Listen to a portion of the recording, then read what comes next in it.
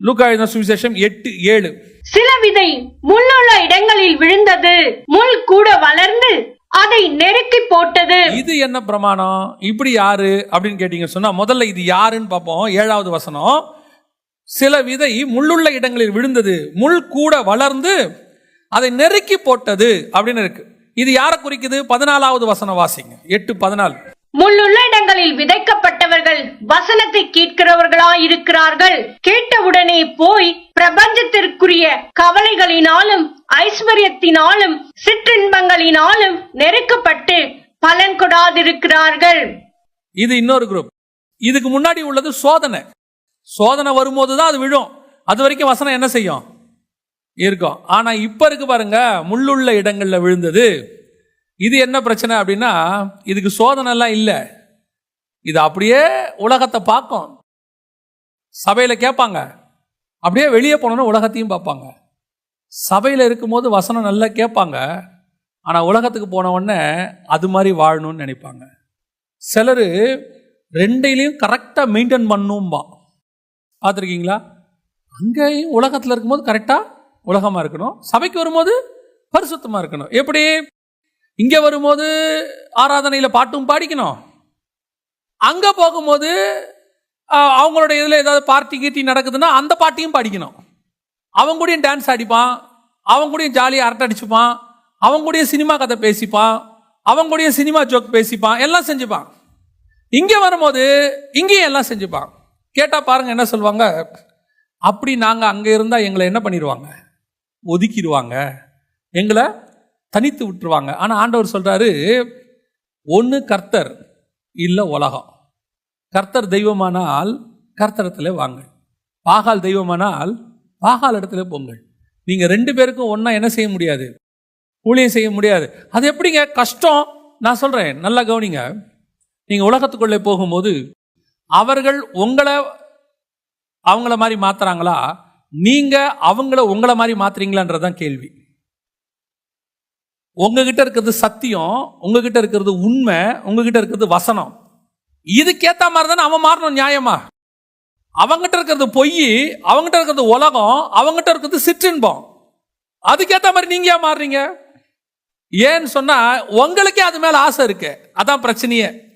சொல்லும் போது நம்ம சொல்லிப்போம், அதெல்லாம் ஆசைலாம் ஒன்றும் இல்லைங்க, ஆனா விழுந்து போறேன், என்ன பண்றது, அந்த இடம் அப்படி, அதெல்லாம் ஒன்றும் கிடையாது. முள்ளுள்ள இடங்கள்ல கர்த்தர் போடும்போது இது எந்த பிரமாணம் தெரியுமா? இது எதுக்குரிய பிரமாணம்? வெளிப்பாடுக்கு சொல்றேன். இது எதுக்குரிய பிரமாணம் அப்படின்னா, ஆதாம் முதல் கொண்டு மோசே வரைக்கும் இருக்கிற மனசாட்சி பிரமாணம். எப்படி சொல்றீங்க அப்படின்னா, ஆதாமுக்கு தான் முதல்ல ஆண்டவர் முள்ளை பத்தி பேசினார் இல்லையா? முல்லை குறுக்கு பிறப்பிக்கும். கரெக்டா நியாய பிரமாணம் ஆரம்பிச்சது எங்கன்னா சீனாய் மலையில. அப்ப என்ன எரிஞ்சுக்கிட்டு இருந்துச்சு? முள்செடி எரிஞ்சுக்கிட்டு இருந்துச்சு. அவரோட அர்த்தம் என்னன்னா, இத்தோட முள்செடி முடிவுக்கு வருது, உன் பாதரட்சியை கழட்டி போடு, பரிசுத்த பூமியாக மாறுகிறது. அங்கதான் கர்த்தர் நியாய பிரமாணத்தை ஆரம்பிக்கிறார். புரியுதா? அப்ப இந்த மனசாட்சி பிரமாணங்கிறது எதை குறிக்குது? முள்ளுள்ள இடங்கள். அதுதான் நீங்கள் நானும். மனசுல நிறைய ஆசை இருக்கு, மனசுல நிறைய கவலை இருக்கு, நிறைய சிற்றின்பம் இருக்கு. இதுக்கு நடுவுல என்ன வந்து விழுது? உங்களுக்கு வசனம் வந்து விழுது. இப்போ உங்களுக்கு என்ன ஆகுது? கேட்குற வரைக்கும் சிலர்லாம் சொல்லுவாங்க, சர்ச்சில் இருக்கிற வரைக்கும் சந்தோஷமா இருக்குது. சிலருக்கு செய்தி கேட்கும் போது சந்தோஷமா இருக்கு, சபைக்குள்ள இருக்கும் போது சந்தோஷமா இருக்கு, ஆராதனை பண்ணும்போது சந்தோஷமா இருக்கு. ஆனா செருப்பு போடும்போது திருப்பி அதே. ஏன்னா அவங்க எல்லாத்தையும் எங்க வச்சுட்டு வந்திருக்கிறாங்க? அங்க வச்சுட்டு வந்திருக்காங்க. என்னத்தான் போங்க, எல்லாம் கேட்டாலும் பிரச்சனை ஒன்றும் மாறுற மாதிரி தெரியல. ஏன்னா பிரச்சனையை அவனே உள்ளுக்குள்ள வச்சிருக்கான். ஆண்டவர் சொல்றாரு, இது முள்ளுள்ள இடத்துல விழப்பட்ட வார்த்தை. ஆண்டவர் உன்னை கூப்பிட்டதே இந்த முள்ளுள்ள நிலங்களை பண்படுத்தும்படி தான் கூப்பிட்டாரு. ஆதாம்கிட்ட சொன்னது ஆண்டவர் என்ன சொன்னாரு? நீ போய் முதல்ல எடுக்கப்பட்ட மண்ணை பண்படுத்து. ஏன்? சபிக்கப்பட்ட பூமியை மாற்ற வேண்டிய அதிகாரம் யார் கையில் இருக்கு? ஆதாம் கையில் இருக்கு. முள்ளை எடு, முதல்ல முள்ளை ரிமூவ் பண்ணு. உங்களுக்கு தெரியுமா, ஆதாம் மட்டும் கர்த்தர் சொன்னபடி நிலங்களை பண்படுத்தி இருந்தானா, இயேசு வரும்போது எல்லா நிலமும் நல்ல நிலமாக இருந்திருக்கும். எல்லா நிலமும் நல்ல நிலமா இருந்திருக்கும். இன்னைக்கு சபைக்குள்ளேயும் இப்படி ஒரு குரூப் இருக்கு, முள்ளுள்ள நிலம், மனசாட்சி பிரமாணம். அவங்க மனசாட்சிக்குள்ள என்ன நடக்கிறாங்களோ அவ்வளவுதான். நீங்க என்ன சொன்னாலும் கேட்காது. சில ஆட்கள்லாம் சோகத்தோட வராங்க, ஏதோ பிரச்சனைன்னு வந்து பேசுறாங்க. எவ்வளவு சொன்னாலும் அந்த பிரச்சனையிலிருந்து அவங்க விடுதலையே ஆக மாட்டேங்கிறாங்க. அவங்க எனக்கே சில நேரத்தில் வருத்தமா இருக்கு. அவ்வளோ பேசியும் அவங்கள கன்வின்ஸே பண்ண முடியாது. இல்லை பாஸ்டர், என் வாழ்க்கை அவ்வளோதான், முடிஞ்சிருச்சு அப்படின்னு வெறும் சோகத்தை மட்டும் சொல்லல. அது பாவமா இருக்கும், சிற்றின்பாங்க, அப்படிதான் வசனம் சொல்லுது பாருங்களேன். வசனம் சொல்லுது, கவலையினாலும் ஐஸ்வர்யத்தினாலும் சிற்றின்பங்களினாலும் நெருக்கப்பட்டு, உலக பிரகாரமான எல்லாத்தையும் யோசிச்சு யோசிச்சு யோசிச்சு எதிர்காலம் என்ன ஆகும், பிள்ளைகள் எதிர்காலம் என்ன ஆகும், ஒரு சிலருக்குலாம் பேர பிள்ளைகள் என்ன ஆவாங்க. அவங்க சிலர் ஒரு அம்மா சொன்னாங்க, பாஸ்டர் என் பையனுக்கு சரியான வேலை இல்லை, அதனால என் பேர பிள்ளைகள் பேர்ல ஆளுக்கு 10 லட்சம் போடலான்னு இருக்கிறேன். பேர பிள்ளைகளுக்கு நான் நினைச்சேன், இந்த அம்மாவுக்கு நம்ம பேர பிள்ளையாவது இருந்திருக்கலாமே, இல்ல 10 லட்சம் போட்டு வைக்க போறேங்கிறாங்க. அப்ப அந்த அம்மா கவலை எத்தனை இடத்துல இருக்கு, பேர பிள்ளைகள் வரைக்கும் போயிடுச்சு. இப்ப இந்த அம்மா கிட்ட நீங்க எவ்வளவு வசனம் போடுங்க, நாளைய தினத்தை குறித்து கவலைப்படாத. கரெக்டா பாஸ்டர், எங்க இன்வெஸ்ட் பண்ணலாம் நீங்க நினைக்கிறீங்க? அடுத்த கேள்வி அவங்க அதான் கேட்பாங்க. அடுத்த கேள்வி அதான் கேட்பாங்க. எவ்வளவு வசனம் போட்டாலும் எதிர்காலத்தை பத்தின பயம், சில சிற்றின்பம், சில காரியங்கள், இது வசனத்தை உங்களுக்குள்ள தியானிக்க விடாதபடிக்கு. ஒரு வாலிப சகோதரன் கேட்டான், எல்லாம் இருக்குனே, ஆனா என்னால சிந்தனை என்ன செய்ய முடியல, மேற்கொள்ள முடியல. இதனால அப்படின்னா சிற்றின்பம் நிறைய இருக்கு, சிந்தனை மோசம் நிறைய இருக்கு, வசனம் அவனுக்குள்ள கொஞ்சமா இருக்கு. பெரிய ஹால்ல, ரொம்ப பெரிய ஹால், இப்ப இந்த ஹால் இருக்கு, இந்த மூலையில ஒரு ஃபேன் போட்டா அங்க இருக்கிற ஒரு காத்து வருமா? வராது இல்ல. இப்ப இன்னும் கொஞ்சம் 2 ஃபேனா போட்டா பாதி பேருக்கு வரும். அப்போ 4 ஃபேன் போட்டோம்னா ஃபுல்லா காத்து வந்துடும். அதே மாதிரிதான் நம்முடைய இருதயத்துக்குள்ள எது நிறைய இருக்குதோ அது ஆளுகை செய்யும். நீ வசனத்தை நிறைய உட்கொள்ள உட்கொள்ள உட்கொள்ள இந்த முள் எல்லாம், ஏன்னா வசனம் அக்கினி, பரிசுத்த ஆவியானவருது, அந்த முச்செடியை அது சுட்டெரித்து போடும். ஆண்டவர் சொல்வார், இனி உனக்கு செருப்பு தேவைப்படாது. ஏன்? முள் இருந்தா தானே செருப்பே தேவை. ஆதாம படைக்கும்போது கர்த்தர் செருப்போடையா படைச்சாரு? ஏன்னா முள்ளு இல்லை. ஏன் செருப்பு வந்துச்சு? முள்ளு வந்ததுனால. இப்ப மோசே மேல வந்தோன்னா முள்ளு என்ன ஆகுது? எரியுது. கர்த்தர் சொல்றாரு செருப்பை கழட்டு. ஏன்? இனிமேட்டு முள்ளு உன்னை குத்தாதுன்னு அர்த்தம். அல்லேலூயா. அப்போ உனக்குள்ள வசனம் அதிகமாக அதிகமாக என்ன செய்யாது? முள்ளு நெருக்காது, முள்ளு குத்தாது, உனக்கு செருப்பு தேவைப்படாது. வசனம் உன்னை பரிசுத்தமாய் பாதுகாத்து. அல்லேலூயா. இது 3வது பிரமாணம், மனசாட்சி பிரமாணம். கடைசியாய் ஒன்று இருக்கு, 8வது வசனம் வாசிங்க. சில விதை நல்ல நிலத்தில் விழுந்தது, அது முளைத்து 100 பலன் கொடுத்தது என்றார். இது நல்ல நிலம். இது எதை குறிக்குது? 4 பிரமாணம் இருக்கு. ஒன்று மனசாட்சி பிரமாணம், ஆதாம் முதல் கொண்டு முட்செடி வரைக்கும் அது முள்ளுள்ள இடம். 2வது மோசேயிலிருந்து இயேசு கிறிஸ்து வரைக்கும் அது வழியருகே விதைக்கப்பட்டது, நியாயப்பிரமாணம். 3வது கற்பாறை, கல்லுனால ஆன சாம்ராஜ்யம், இயேசு கிறிஸ்துவின் ஆயிடவர் அரசாட்சி, அது சோதனையும் வரும் முடியும் போது. 4வது நல்ல நிலம். இது எது தெரியுமா? இதுதான் சுயாதீன பிரமாணம். ஏன் இது நல்ல நிலம் அப்படின்னு கேட்டா, இந்த நிலத்துல இருந்த முள்ளு கிள்ளு எல்லாத்தையும் எடுத்து கர்த்தர் தன்னுடைய தலைமையில அந்த முள்ளை எடுத்துக்கொண்டார். அல்லேலூயா. ஆதாமுக்கு காலுக்கு கீழே இருந்த முள்ளை இயேசு தலைக்கு மேல எடுத்து மேல வச்சுக்கிட்டார். இனிமேட்டு அந்த முள்ளு உன் காலுக்கு கீழே வராது. 2வது வழி அருகே இருந்த அத்திமரம் சபிக்கப்பட்ட அத்திமரமா இருந்துச்சு. ஒரு நாள் கர்த்தர் பார்த்தாரு, வழி அருகே இருந்த அத்திமரத்தை எடுத்து திராட்சை தோட்டத்தில் நட்டார்னு இருக்கு. இப்போ அத்திமரம் எங்க வந்துருச்சு? நல்ல நிலத்துக்கு வந்துருச்சு.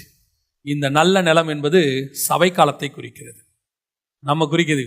இங்கேயும் ஆண்டவர் என்ன போடுறாரு? இப்போ உங்களுக்கு விதைய போடுறாரு.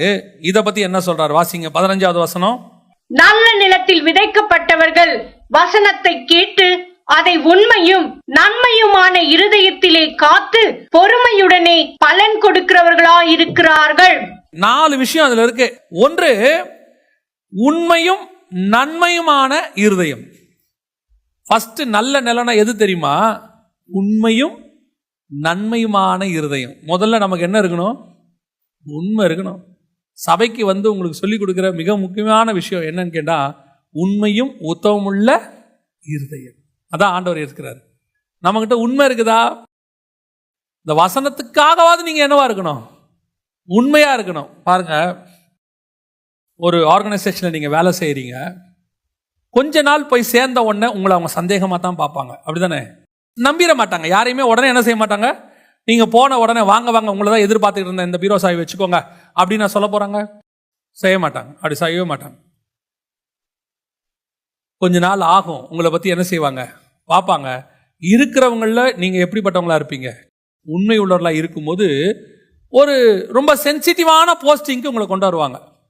அப்போ கீழே இருந்து உண்மையாக இருக்கிறவங்க அவங்க என்ன செஞ்சுட்டே இருப்பாங்களாம், கண்காணிச்சுக்கிட்டே இருப்பாங்க யார் யாருன்னு. ஒரு நாள் வரும் அந்த உண்மை உள்ளவனை தூக்கி மேலே உட்கார வைப்பாங்க. அந்த மாதிரி ஆண்டவர் நீங்க சபைக்கு வந்து வசனத்தை கொடுக்க கொடுக்க கொடுக்க அந்த வசனத்துக்கு நீங்க எவ்வளவு உண்மை உள்ளவர்களா இருக்கிறீங்கன்னு கர்த்தர் பார்ப்பாரு. அந்த வசனத்தினால நீங்க முள்ளுள்ள இடங்கள்ல இருக்கிற முள்ளெல்லாம் எடுக்கிறீங்களா, கற்பாறை மேல விழுந்த மாதிரி வேறு இல்லாம போகுதா, உங்களுக்கு பிரச்சனைகள் சோதனைகள் வரும்போது அதில் நிலை நிற்கிறீங்களா, எல்லாத்தையும் கர்த்தர் கொஞ்சம் கொஞ்சமா பார்ப்பாரு. ஒரு நாள் வரும் பரலோகத்தின் ரகசியமான வசனங்களை கொண்டு வந்து கர்த்தர் உங்க கையில கொடுப்பாரு. நீ வேதம் படிக்கும் போது கர்த்தர் உன்னை அபிருதமா மாத்துவார். ஏன்? கர்த்தர் வெயிட் பண்ணி பார்க்கிறாரு, நான் கொடுக்கிற வசனத்துக்கு நீ உண்மையா இருக்கிறியா, அந்த வசனம் உனக்குள்ள உண்மையும் நன்மையுமான இருதயம். இரண்டாவது, சிலர்கிட்ட ஒரு கெட்ட பழக்கம் இருக்கு, என்ன தெரியுமா? அவங்களுக்கு தெரியும், யாருக்கும் சொல்லி கொடுக்க மாட்டான், அவனுக்குள்ளேயே வச்சுப்பான். எப்பயாவது திடீர்னு ஒரு வெளிப்பாடு ஏதாவது ஒன்று சொல்லுவாங்க, சொல்லிட்டு அவ்வளோதான்ப்பா வேற ஒன்றும் இல்லை அவ்வளோ. ஆனா உண்மையான குரு எப்படி இருப்பார் தெரியுமா? இயேசு சொல்றாரு, என் பிதா எனக்கு கொடுத்தவைகளில் ஒன்றையும் நான் மறைத்து வைக்கவில்லை, எல்லாவற்றையும் உங்களுக்கு தந்தேன், இதுதான் நன்மையான இருதயம். ஆண்டவர் பார்க்கறது என்ன தெரியுமா? உண்மையும் நன்மையுமான இருதயத்தை கர்த்தர் பார்க்கிறார். அவ்வளவுதான். எனக்கு கர்த்தர் இலவசமா கொடுத்தாரா? இலவசமா கொடு, அவ்வளவுதான். போட்டோம், அது வார்னு போட்டு ஒரு பக்கம். ரெண்டாவது வசனம் சொல்லுது, பொறுமையுடனே பலன் கொடுக்கிறவர்களாய் இருக்கிறார்கள். வசனத்தை கேட்ட உடனே, வாக்குத்தத்தம் கேட்ட உடனே நாளைக்கே நிறைவேறும்னா நிறைவேறாது. You must wait. கர்த்தர் சொல்லி கொடுத்துருக்கிறாரா, உனக்கு ஒரு காலம் கொடுத்துருக்கிறாரா? சிலர்லாம் பார்த்தீங்கன்னா நல்லா ஆண்டவர் வசனம் கொடுக்க கொடுக்க உடனே யாருக்கிட்டையாவது போய் மெசேஜ் கொடுக்கணும், துருன்னு இருக்கும். அது வர்றது நல்லது, ஆனால் கர்த்தருடைய கரத்தில் அடங்கி இருப்பது இன்னும் நல்லது. ஏற்ற காலத்தில் கர்த்தர் என்ன செய்வார்? உயர்த்துவார். சிலருக்கு குழந்தைய பார்க்கணும்னு ஆசை இருக்கும், வயிற்றுல இருக்கும்போது அந்த குழந்தை உதைக்கும் போதெல்லாம் இதை பார்க்கணும்னு இருக்கும். 7வது மாசமே எடுத்தா சரியாயிருமா? ஐயோ பிள்ளைய பார்க்கணுமே. உங்களுக்கு என்னதான் அது மேல ஆசை இருந்தாலும் 9 மாசம் வரைக்கும் 9.5 மாசம் வரைக்கும் நீங்க என்ன செய்யணும்? வெயிட் பண்ணணும். அப்பதான் அது முழுசா வரும். நம்மளை பொறுத்த வரைக்கும் அது குழந்தை, கர்த்தரை பொறுத்த வரைக்கும் வளர்ச்சி. நமக்கு வசனத்தை கொடுத்துருப்பாரு, நமக்கு ஆசை இருக்கும், உடனே போய் அப்படி பண்ணணும் இப்படி பண்ணணும், உலகத்தை கலக்கணும். சிலருக்குலாம் பார்த்தீங்கன்னு சொன்னா, நான் உடனே ரைனாட் பாங்கே மாறணும், பில்லி கரக்காம மாறணும். கர்த்தருக்கு தெரியும், தம்பி இப்ப நீ இருக்க நெய்ற ரேஞ்சுக்கு எதுவுமே ஆகாது, உனக்கு துருத்துருன்னு இருக்கு.